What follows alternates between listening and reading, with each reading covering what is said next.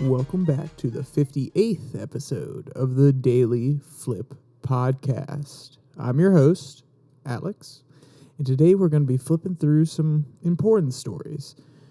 Our first two are going to talk about the ongoing crisis in America concerning fentanyl and Tranq-Dope, a street version of fentanyl that has been cut with a sedative and is extremely dangerous and is popping up all over the country. And of course, we have our international article talking about how India's middle class is not growing as quickly as they would need it to be to really be able to capitalize on being the largest country in the world when it comes to population. And of course, we will end today with our daily delight, a story meant to leave you feeling positive and ready to take on the day. Now, that's enough rambling from me. Let's jump into our daily debate. So, as you've no doubt heard about, or maybe even seen firsthand, American streets are being flooded with fentanyl. Of course, in America, we are familiar with our fair share of drug crises, but this one's a little bit different. Fentanyl is not an opioid, and you can't get a prescription for it. It is cheap, and it is more deadly in lower doses. But how do we move forward with this crisis? Do we crunch down harder, inevitably pushing people to use it? Or do we share more information about its harm? Or do we do both? Maybe you have a different solution. And I want to hear as many opinions as I can in the comments section, because this is, as I'll discuss later, this is a topic that has personally touched me. And when I say that, no, I have not used, but there have been plenty of people around me that I've known personally that have used, and it has not served them well. It has not led to great results. And some of the people I know have recovered, they've gotten past it, maybe it was a one-time thing, but still, I've seen how this drug can affect people, and not just the people that take it, but the community around them. So I would love to hear people's opinions. If you have a story that you're willing to share, throw it down in the comment section. It's just a place to have a nice little conversation. And hopefully if anybody else comes into the comments, they can have a conversation with you and we can disperse more information about it. All right, we're going to jump into our first story coming from the Daily Signal. It's really like poison, former drug enforcement agent says of fentanyl. Quote, fentanyl is 50 times stronger than heroin. How strong is that? It's so strong that it only takes 2 milligrams, the equivalent of 4 grains of salt, to kill you, according to a former federal drug enforcement agent. Put another way, he says 1 gram of fentanyl could potentially kill 500 people. Quote, we got to make sure we understand that there's obviously illicit fentanyl, which is what we're seeing all over America now. But the legal fentanyl that's made is a very powerful opioid, a synthetic opioid that is made to help people with pain, says Derek Maltz, a retired special agent for the Drug Enforcement Administration, end quote. And the article I'm taking this from is actually a transcript of a podcast interaction between Derek Maltz and one of the hosts at the Daily Signal. So some of the quotes that I'm pulling out here, or at least the other one that I have here, is a little bit out of context, and I'll try to clarify what the question is ahead of time. But what he's pointing out here is that legal fentanyl is often used in IV drips to help cancer patients deal with pain that they are having from their cancer, and it is a great thing, and why I'm necessarily not defending it, but what I'm saying is, at the end of the day, there is a use for fentanyl. There is a proper medical use for legal fentanyl, and that when we talk about fentanyl, we should make sure that we're talking about illicit fentanyl, the stuff that is made in synthetic labs in Mexico and is very often cut with other drugs and sent across the border. Mr. Maltz points out that the synthetic fentanyl the stuff that is being sold on the streets is much more like poison. And I think that's a very important quote that we should focus on here, because at the end of the day, you don't know what's in it. And my parents always used to tell me, don't do certain drugs that you don't know where they're coming from. So basically all drugs, it could be cut with something. And when I was younger and more naive, I would always brush that off, saying, "What do you mean? No. It's totally safe. People that do these drugs, they know their dealers. They know where they're getting these things from. No. It's not a big deal." But as I've grown older, I've understood that even the people who are selling these drugs, if they do know where they come from, if they know their dealer, how do they know the next person up the chain? How do they know where it came from? It could have come from across state lines in Texas, where they're getting it from these cartels. And it's something that always needs to be kept in perspective. And I know it's a bit of a taboo or a statement that is extremely obvious. At the end of the day, people have been saying it for a long time. Don't do these drugs. You don't know where they come from. But this fentanyl crisis is proving that point even more clearly, because at the end of the day, even if you know that it's not cut with other drugs, it is still coming out of a lab in Mexico where they're synthesizing it. And that lab could be the dirtiest lab in the world. It could be filled with other pathogens, or maybe there was a bad batch from 2 months ago that they didn't properly clean out when they were synthesizing these drugs, and it somehow affects the chemical makeup and makes it more concentrated, more deadly. So that's what Maltz is really pointing out here, and that's why I want to bring it up, because even if you do know who you are getting your fentanyl from, even if you know the entire supply chain, unless you know the manufacturer, unless you are making it yourself and you're a chemist who knows exactly what they're doing, you cannot guarantee that fentanyl will not kill you, especially with how strong it is. And that's why this is extremely scary, because it's not a natural drug like weed. It is completely synthetic, just like meth. And I know. I've been watching Breaking Bad, and let's be clear. I understand that me watching Breaking Bad does not give me the comprehensive know-all perspective of the drug empire, of drugs in general. But what I want to get at is a big point that they make in Breaking Bad is that this meth can be made almost anywhere. It doesn't rely on coca leaves like cocaine does. So the synthetic aspect of it makes it extremely enticing for the cartels, because they can just set up a lab almost anywhere and make it if they have the right chemicals. And it is more addictive normally than cocaine can be. And that's why we're seeing these fentanyl labs pop up, why we're seeing fentanyl flood across the border, because they can synthesize it. It's extremely addictive, and you only need small quantities, meaning that at the end of the day, you can take maybe a small baggie, or you could get one person to smuggle a small baggie across the border and sell that on the other side for a good chunk of change, because only a small dose can get you extremely high. And, I came of age in a community that was greatly influenced by fentanyl. And I have people I love that were affected by these drugs, and they have fallen victim to its addictive nature.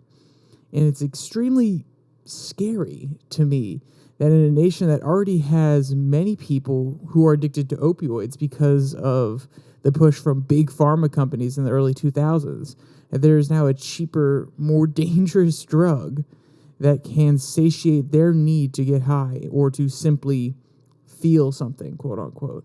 And that's what a lot of this is for some people. It's desperation. They want to simply feel something. They need that external source of happiness or reprieve from their daily existence. And they turn towards these drugs that knock them on their butts. They make them feel something more. But it's never enough. And it always escalates. And next thing you know, instead of those 4 little grains of salt worth of fentanyl, you're taking 5. You're taking 6. And at what point is that going to kill you? And it's a extremely scary thing, especially with how common it is all across this nation. For all we know, it could be being sold in all the public schools across the nation. I wouldn't be surprised if it was. And this is why you're seeing a lot of pushback from these federal agents and also parents about this crisis, because at the end of the day, There are unassuming kids who aren't going to know the difference. There may be very veteran drug users who understand the difference that, no, I only need to take those 4 grams. But high school kids, they might not know the difference. They may survive their first attempt and then they're addicted for the rest of their life, but some of them don't understand how to properly use these drugs, and they could very well harm themselves. So I think at the end of the day, this is a crisis that we need to address from the bottom up. I think one of the most important practices we can have as a society is information.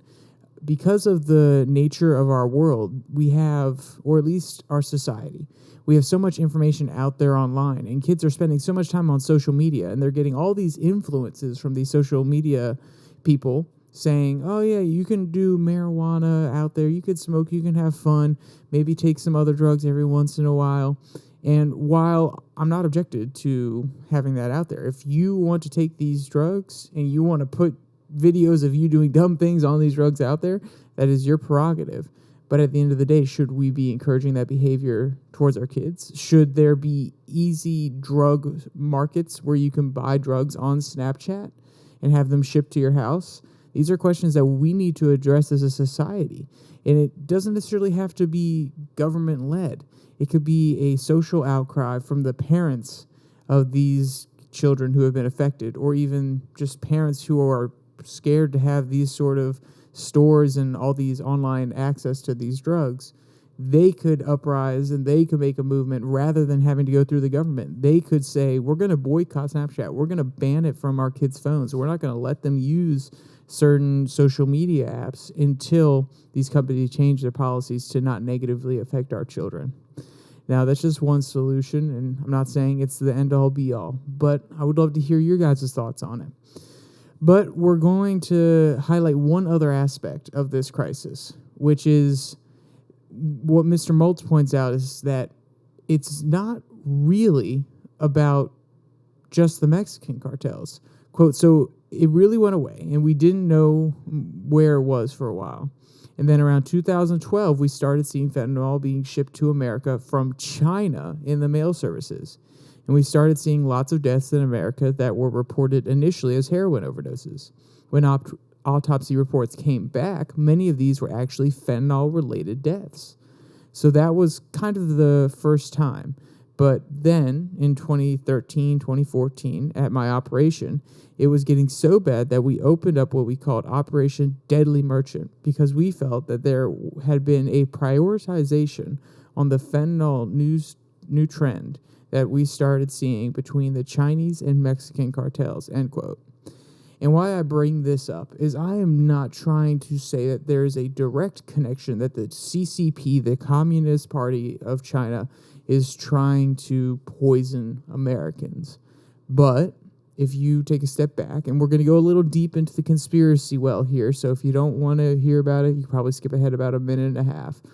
But at the end of the day, most things that operate within China do not operate without the approval or at least the acknowledgement of the CCP. And to ship out such large amounts of opioids or the base products and chemicals that they would use to synthesize this fentanyl in Mexico, some communist officials are most likely aware of it. And at the end of the day, if you want to destroy or at least weaken your opposition on the world stage, one of the other great powers of the world, then why not ship in a whole bunch of illicit and addictive drugs so that the populace becomes addicted and is not able to go and fight wars? They're not able to contribute to society in a meaningful way, but rather they'll sit and languish in their own addiction. Now, I know I went a little bit off the deep end there, but there have been studies and comments made by DHS officials that this is not just simply the cartels making money, because that is an incentive. They want to make money, but that there may be deeper motives here. And I think that's something that we should always consider. All right. Now we're going to jump to a different article, but around a similar, if not the same topic. This one comes from the New York Times. Tranq-Dope, animal sedative mixed with fentanyl, brings fresh horror to U.S. drug zones. So as we continue our discussion of fentanyl, we move on to what is an even more deadly and inexpensive version, Tranq-Dope. This drug has become extremely popular in Philadelphia, with nearly 90% of drugs sold on the streets that have been tested showing that they have xylazine in them, an animal sedative. But this is not just a problem in Philadelphia. Quote, a study published in June detected xylazine in the drug supply in 36 states and the District of Columbia. In New York City, xylazine has been found in 25% of drug samples, though health officials say the actual saturation is certainly greater.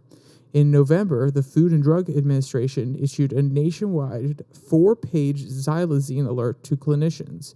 In December, the Office of National Drug Control Policy said it was tracking the spread closely, and the Journal of Pediatrics published an analysis of 3 cases of xylazine ingestion by toddlers.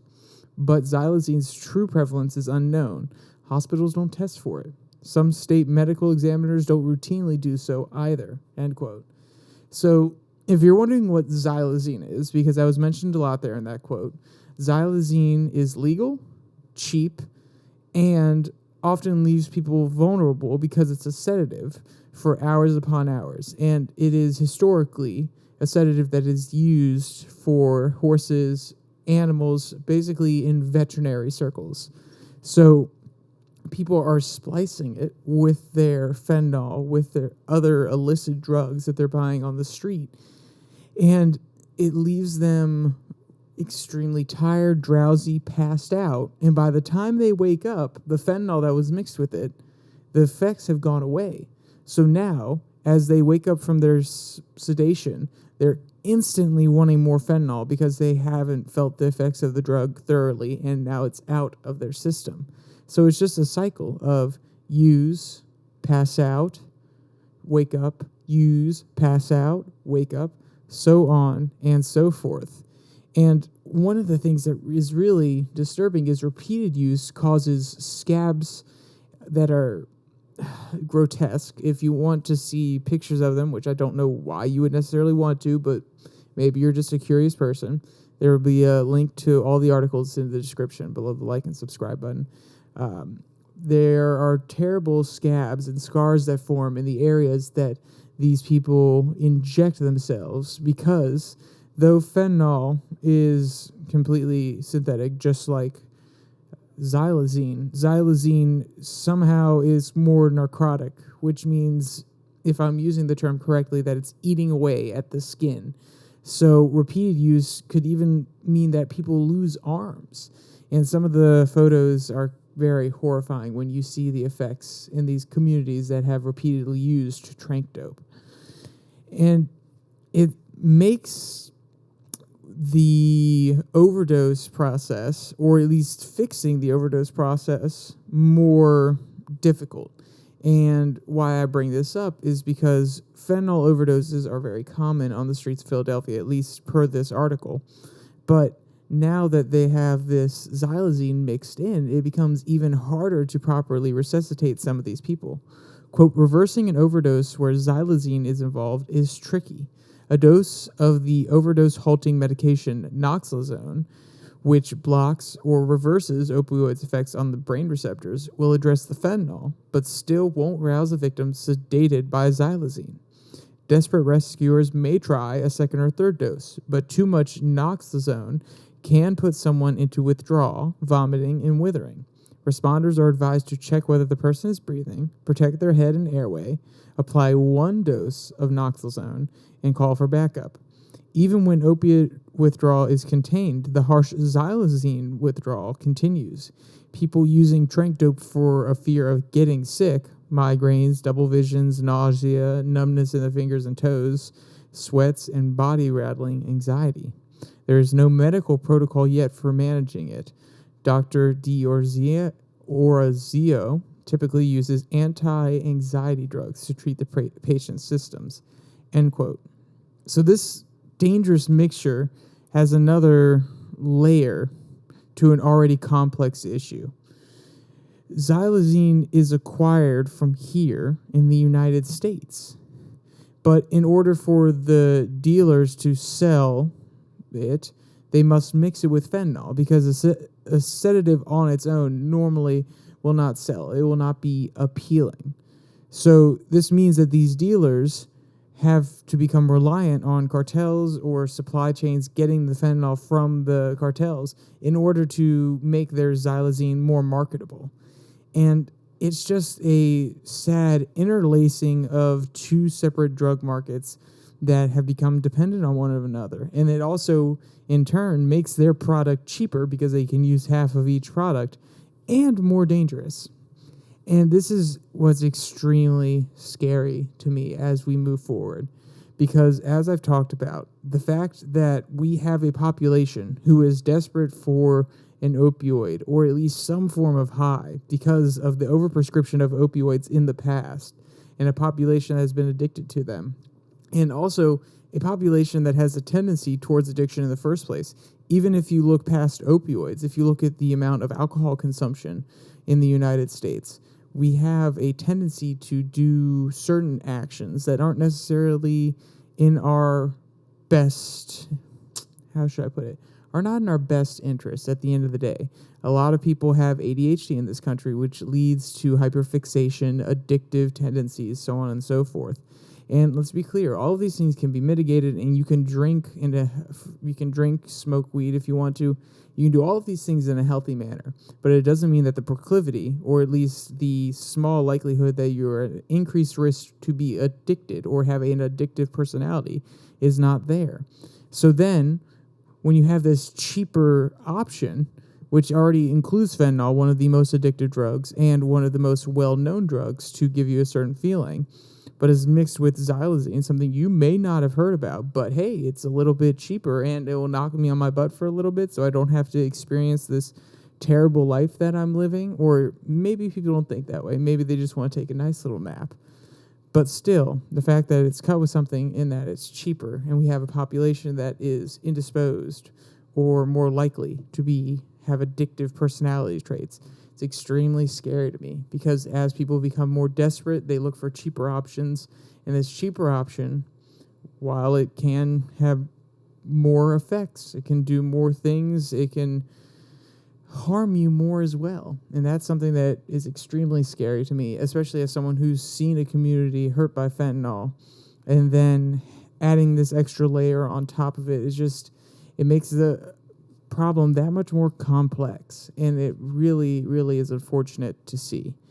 And I can't say I have an easy solution. I can't say I have all the answers. I think outreach, information like this article, getting the story out there, making sure that people are aware of the effects of xylazine, I think these are all good things.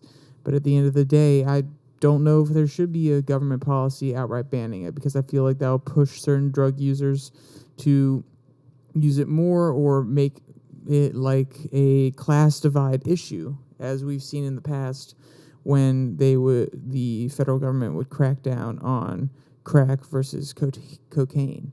So at the end of the day, I don't know if a government policy is the way to go about this. I think there's a social aspect that we can most definitely take on as a society, but we'll see how this plays out in the future. Just be vigilant, and if you have friends, keep them informed. Make sure everybody's using safely if they're going to use and they're not willing to give it up, that sort of thing.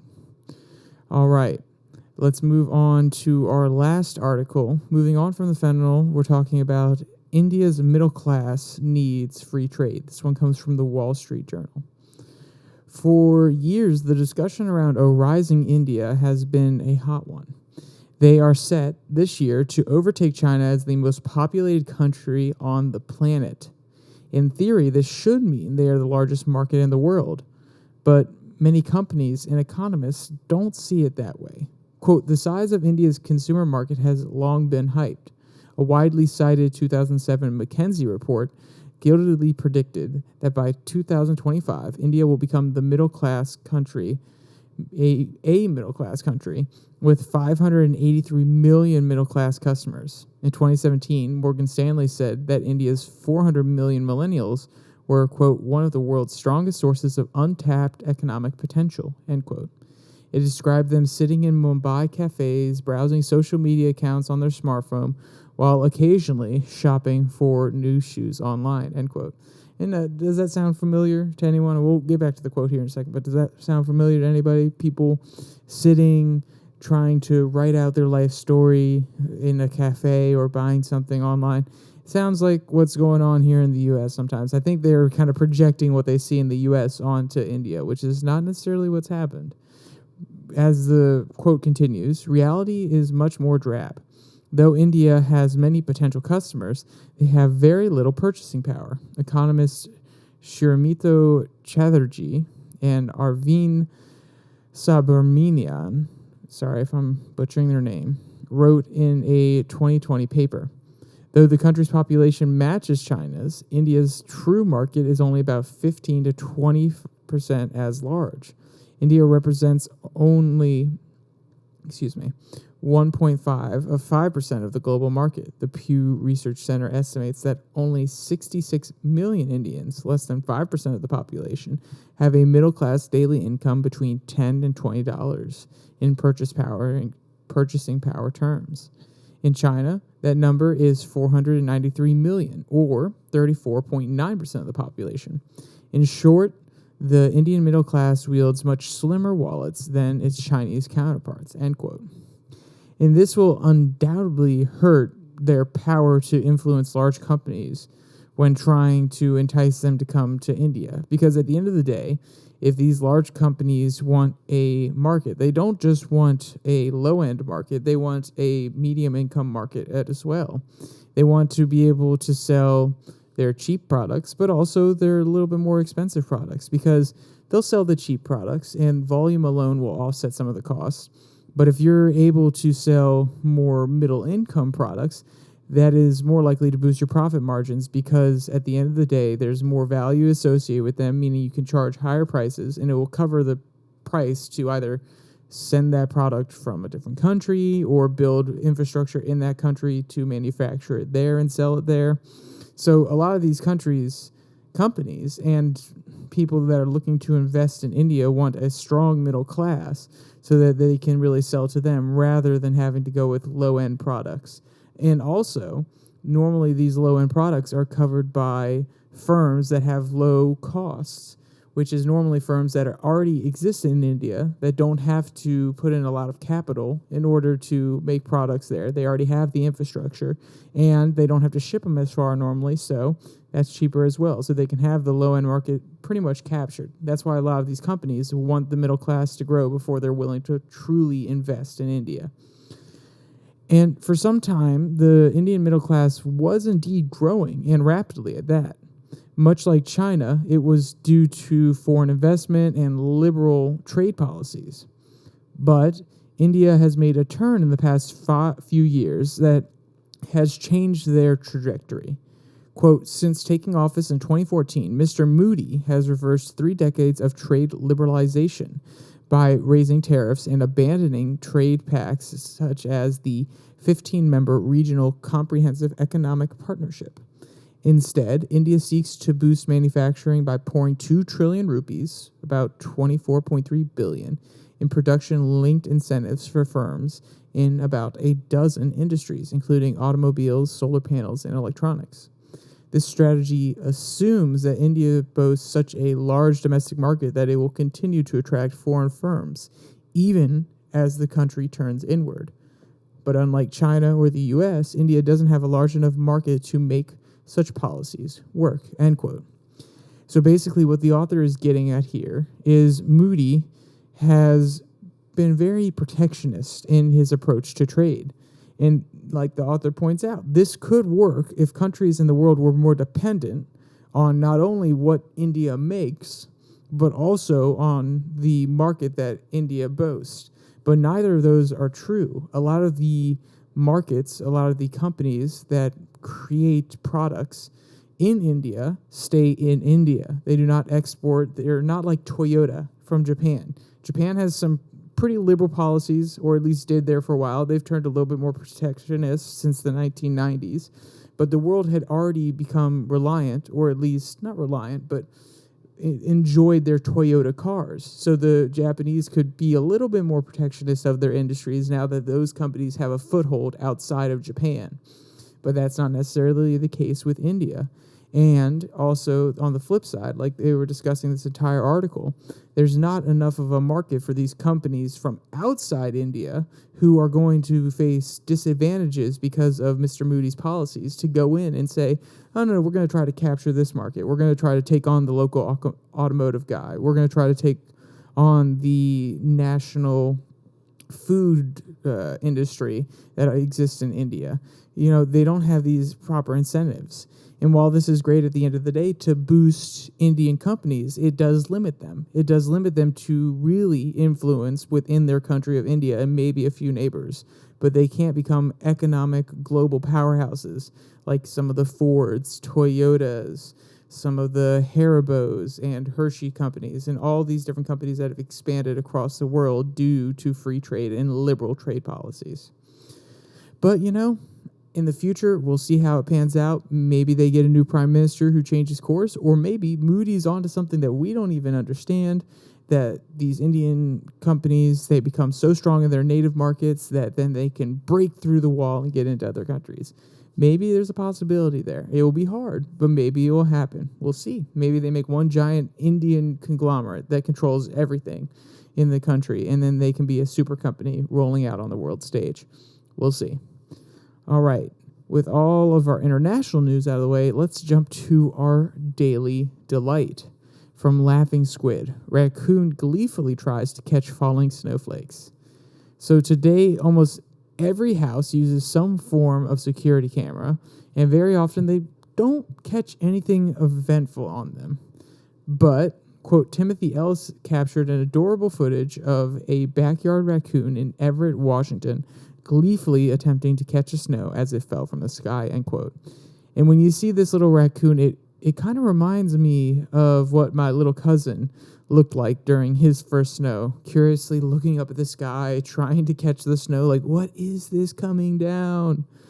Quote, the little procoon, I believe is actually the right way to say that, stood upright with outstretched paws in an anthropomorphic manner, waiting for the falling flakes to land, end quote.